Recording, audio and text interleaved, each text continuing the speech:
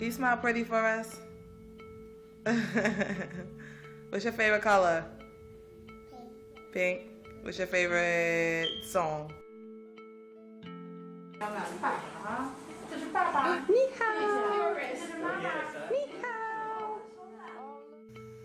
I think that the biggest misconception is that they have what they need. They don't. They need their family. A biological family, a permanent family, an adopted family is much better than foster care. Foster care was only meant to be temporary for children. And to leave a child in foster care for extended periods of time beyond 15 months is just too long and too hard and too difficult and not good for that child at all. In the United States alone, it is estimated that approximately 428,000 children are in the foster care system on any given day. According to the Center for Children's Rights, more than 670,000 children spend time in the U.S. foster care system every year. Initially, foster care was developed to be a system in which a minor is placed into a ward or private home with a state-certified caregiver referred to as a foster parent. The foster care system was designed to be a temporary place for these young people, but unfortunately, many young people spend years as products of the system.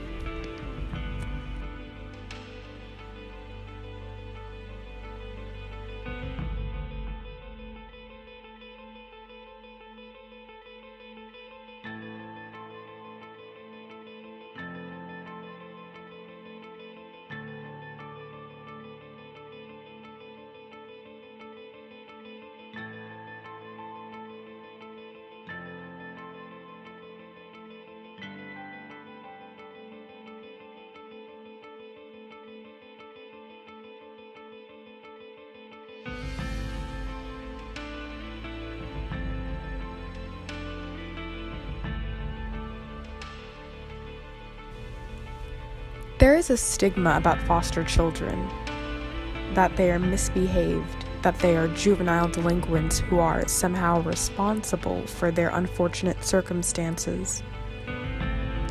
But what many fail to realize is that these children are often the products of abusive environments and have grown and psychologically developed in these environments, yet they are still blamed for behavioral issues they were conditioned to have.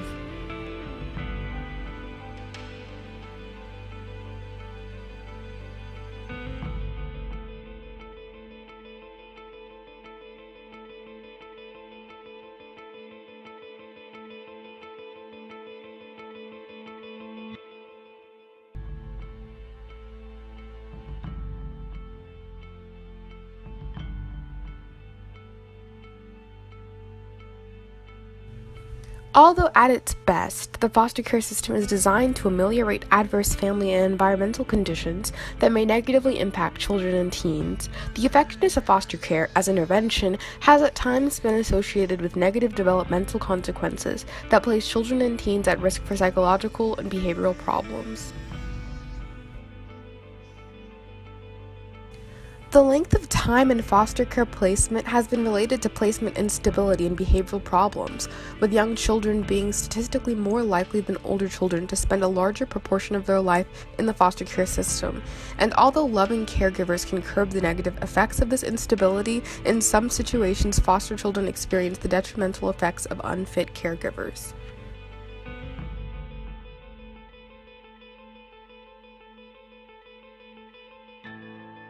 A foster father will spend 10 years in prison for sexually abusing a 15-year-old girl placed in his care by the state of Texas.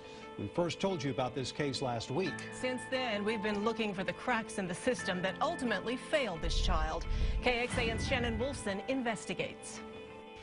51-year-old Jesse Aranda had no criminal history when he became a foster parent with the Settlement Home, a children's welfare agency that works with the Texas Department of Family and Protective Services. His only encounter with the law was a 2004 speeding ticket. Now he's a convicted sex offender, found guilty of paying his 15-year-old foster daughter to perform oral sex on him back in 2008. Hays County prosecutor Kathy Compton believes the victim in this case was failed more than once by the system.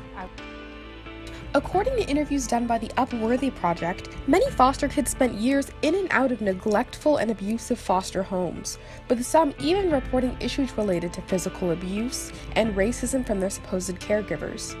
A recent case in the Oregon Department of Human Services alleged that a young sister and brother were starved so severely by their foster parents that they weighed the same at ages 4 and 5 as they did at ages 1 and 2. And these are not the only reported incidents of such behaviors. A study done by Ron Joseph of Brain Research Laboratory states that children placed in foster care have a higher rate of depression, are more impulsive, have the potential to become more aggressive, and often suffer with abnormal social skills. And unfortunately, in some cases, children placed in foster care do more poorly than children who are left in high-risk homes with neglectful or abusive parents. Now, if the foster care system is supposed to nurture and protect these young people, how does this happen? The issue is not as ambiguous as one may believe. Well, we have a tendency, when we do intake on children, to place them in the first place that says yes. And that's not a good matching process, it's not a good decision-making process. What we need is a wide variety and range of placements in our own community. And then we need to be able to do very quick but thorough assessments of our children, and then make placements based upon the child's needs, not based upon what's easiest for us in the bureaucracy.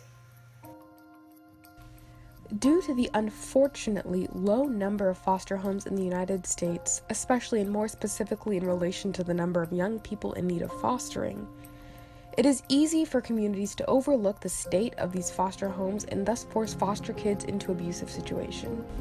However, there are organizations that are fighting against this. For example, CASA, a nonprofit volunteer organization that advocates for foster children.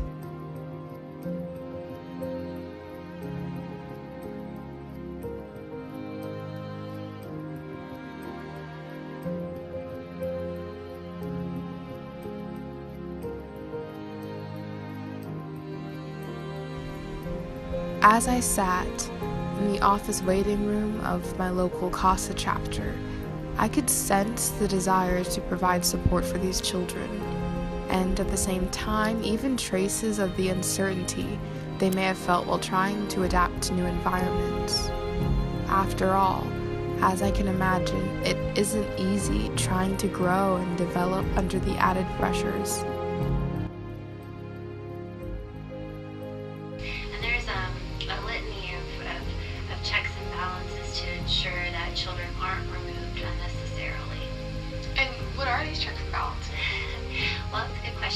The Department of Family and Children's Services is required to go through a litany of questions, and then there's usually an investigation. And if there's reason to believe that the child or children can't be maintained safely in their home, that's when they are in contact with the juvenile court, specifically our juvenile judges, and then they also go through a series of questions to make sure that the child or children can't be legally maintained, and then it's the judge's decision if those children will be removed. And what would you consider to be the most significant problem in the foster care system currently? I definitely think that we don't have enough foster homes. We obviously want children to be maintained in their homes, but if they can't be maintained in their homes, then we want them to go to a safe and loving foster home. So not having enough foster families is a really big problem, and I think a lot of people don't realize that they are probably eligible to be foster parents, and they think they can't be for one reason or the other. Like, for instance, most of our foster parents, they both work full time. You don't have to be married. You don't even have to own your own home. And so I think a lot more people would get involved if they just knew how big of a problem it is that we have. If we could eradicate abuse or neglect, that would be wonderful. And I think we're making more strides towards that to help families stay safe and intact. But until then, I think that spreading the word about getting the message out there that we need more foster families, that these kids need loving